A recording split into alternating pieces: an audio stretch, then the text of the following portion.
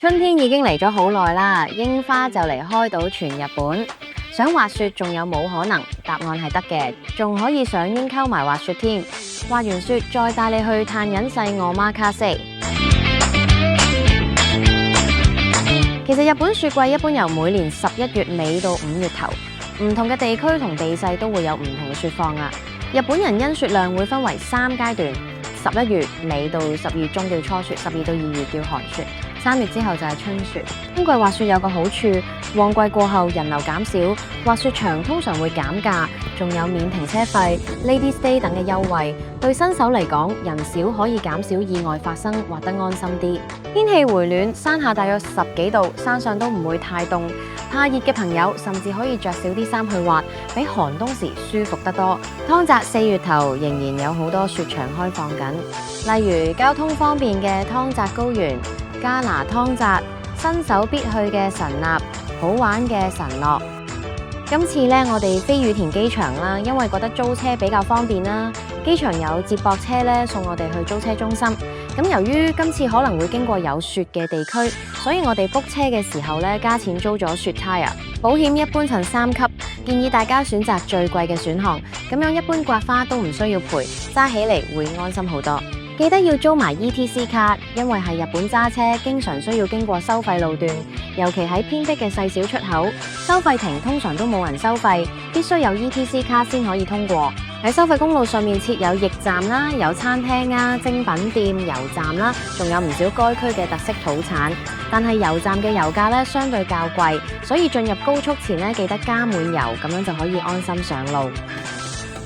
神納滑雪場好近湯澤市中心，每日都有接駁巴士去越後湯澤站，車程都只係10分鐘。雪道唔複雜，而且夠闊，綠色雪道多，新手練習一流。單板高手可以享受各種嘅跳台、滑行區同埋粉雪區。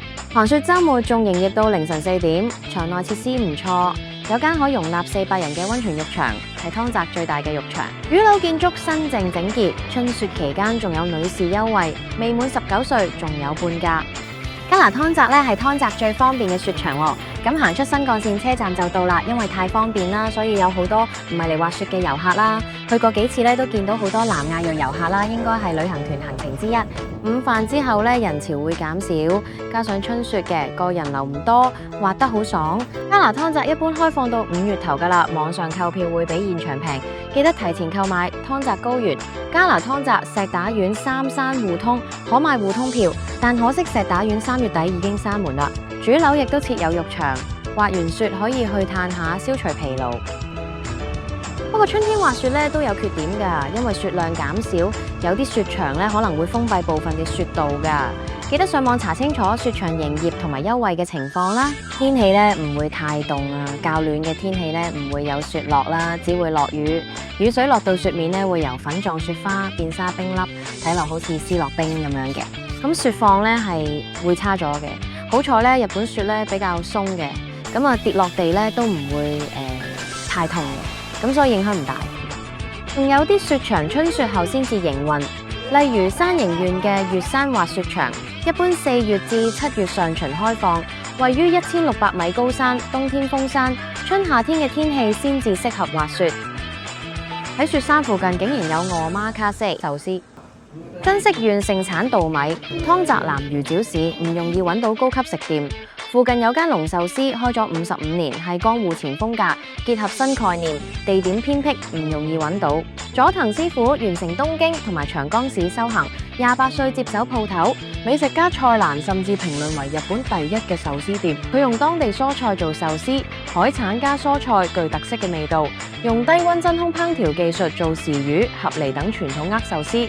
春季用蔬菜，夏季用茄子，秋冬用香菇，味道層次豐富，配搭好有特色。約12件壽司加5道時令菜，每位15000日元。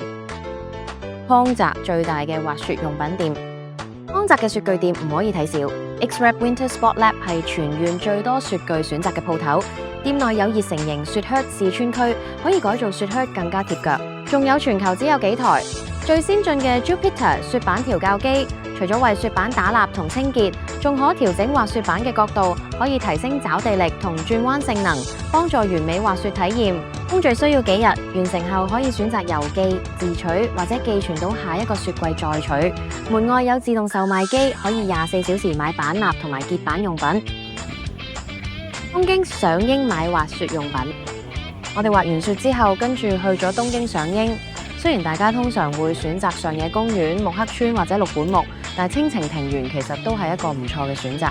呢個園林除咗有美麗嘅櫻花，仲有精緻嘅庭園設計同魚塘啦，令人一踏入就感受到平靜嘅氛圍。